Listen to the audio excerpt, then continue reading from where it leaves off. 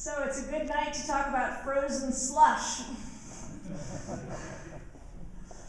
I want to thank my roast. I want to thank Bruce, who I believe is capable of magic. I'm here because of Rosemary Armao, though. I've known Rosemary Armao since late 2007, 2008, when I was a volunteer lawyer in Bosnia, working for journalists, including Rosemary, an extraordinary project that's investigating corruption in Bosnia. So we watched a lot of Westerns together because that's what we did at night. And I think Rosemary's an extraordinary editor, journalist, teacher, and I sort of, if she asks me to do something, I'll do it. But we worked with a guy named Drew Sullivan, and he heard that I was, I'd spent 5 months on and off in Bosnia. I was starting my career writing about corruption in the United States, and he said, "What are you doing? Studying corruption in America is like studying corruption in the zoo. You should be studying it in Bosnia, where it's in the wild." And then after Citizens United in 2010, he expressed a greater understanding that what we were starting to see in our country was very similar to what he had been reporting on throughout Eastern Europe and in Bosnia. Incredible control by a handful of elites, corporate elites and individuals who are taking over and fundamentally corrupting our political system. So I'm here tonight to talk briefly about what I see as the project of America, which is the fight against corruption. I mean, we have a total crisis in this state and a total crisis in this country of corruption. But I believe if you go back to the best part of the founding generation, you'll see that this country was founded as an anti-corruption country. At the Constitutional Convention, you know what they talked about more than violence? More than Shays' Rebellion? More than factions, which you might have learned about in your poli-sci class as the great obsession of the founding generation. They talked about corruption. You can see in longhand the word corrupt, corruption, bribe, corrupting, over and over again. And Benjamin Franklin was so focused on corruption that as the oldest representative to the Constitutional Convention, he wrote out his speech, which he thought was the most important thing, to have somebody else read out loud, just in case he got it written, he wouldn't read it right, to say, we have to protect. We have to build a system that protects against people going into public office for private gain and people going into public office to be servants, to be placemen of the wealthy and the elites. I love it that Franklin did that because he was known as a corrupt old fox, the most corrupt of all corrupt men. But because of his years and years of experience in Europe and the United States, he was especially vigilant. After the Constitutional Convention, George Mason said, if we don't protect against corruption, we will soon be at an end. And Hamilton, who's undergoing a revival now, our own Hamilton, described the Constitutional Convention as we erected every practicable obstacle against corruption. So if you see the Constitution as a document, as an anti-corruption document, that is our project. It's not our project just because of what's happening in Albany. It's not our project just because of what happened after Watergate. It is the work of our country to build systems that allow representatives to serve the public good instead of private ends. And the founders weren't naive. They were hard-bitten realists. I'm not naive. I've been bitten.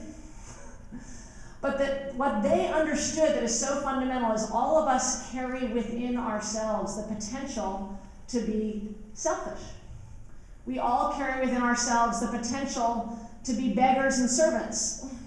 But we also carry within ourselves the possibility of loving the public, and waking up in the middle of the night or working in the middle of the day for the public at large. And so the job of writing a constitution and our ongoing job as Americans is to build systems and structures that make it just a little bit more likely that when you wake up as a senator, as a representative, as a governor, you think, how can I serve the public instead of how can I serve a few wealthy interests? That's our job. That's our project.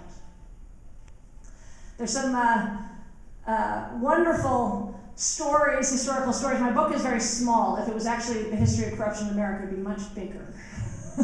But it's a history of what corruption has meant in American law. And I just want to tell you one that I love. It's like, after having founded this country as an anti-corruption country, figuring out what corruption means is actually kind of tricky.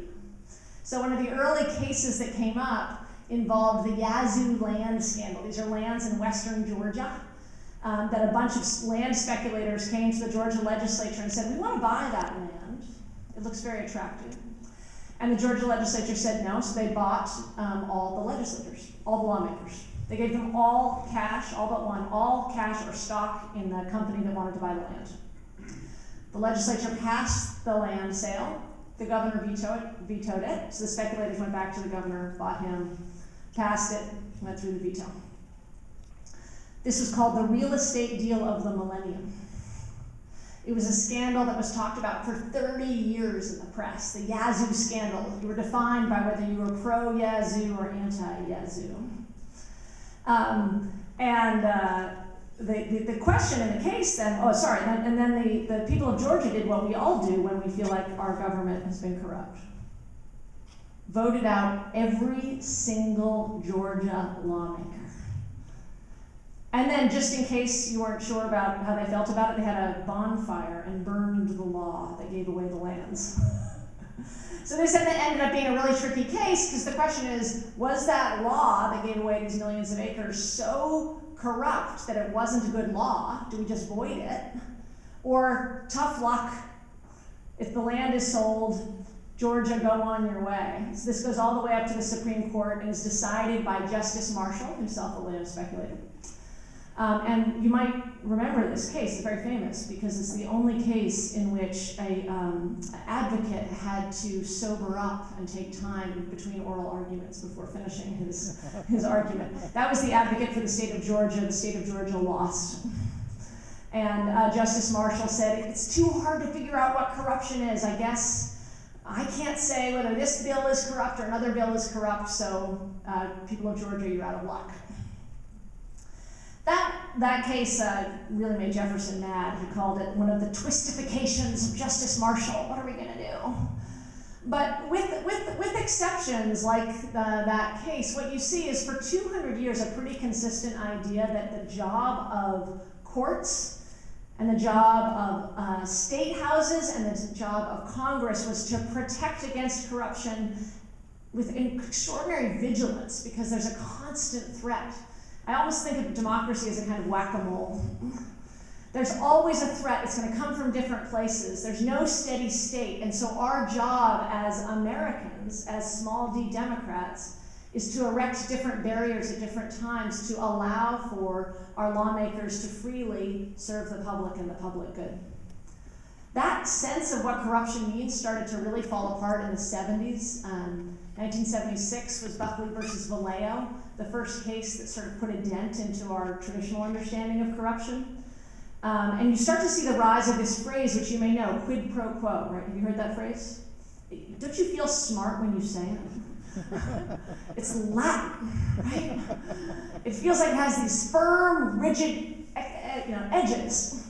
Well, quid pro quo was not part of the law of corruption until the 70s. It comes from contract law. Quid pro quo, relative equality of exchange. And it doesn't, even though it sounds solid and the Supreme Court likes to use it, it doesn't actually help with these making definitions of corruption that easy. In fact, the Sixth Circuit has citing The Godfather, not all quids are made of the same stuff.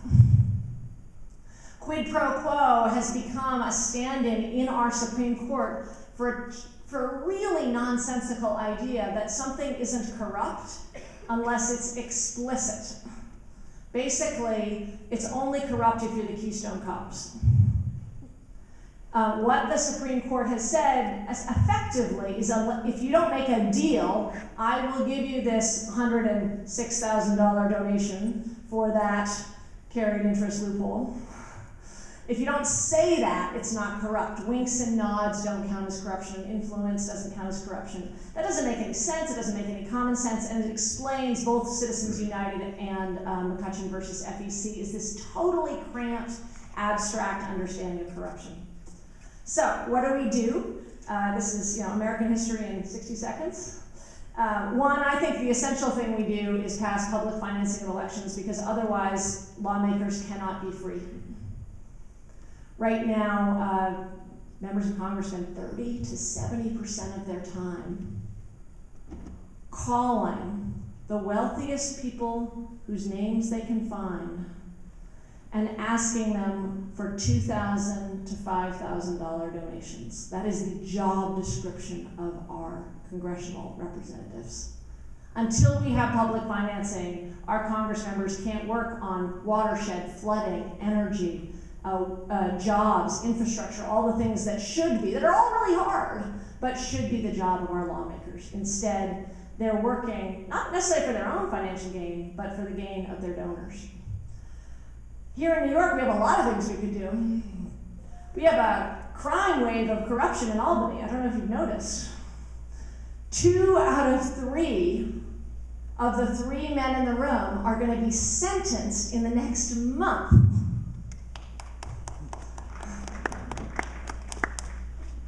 The last man in the room just pushed forward a budget that has 0 ethics reforms, 0 response to the crime wave of corruption that we have right here. There's a poll today, but I don't think you need the poll, you just talk to humans, that said that 48% of New Yorkers want all elected officials thrown out until we can get people who care about serious ethics reform here in New York State. So maybe we're coming across a Yazoo moment in Albany. Maybe we'll start to see the bills burned and the elected officials thrown out, unless the executive branch starts pushing through serious closing of the LLC loophole, public financing elections, and changing the way campaigns are funded in this state. Thank you.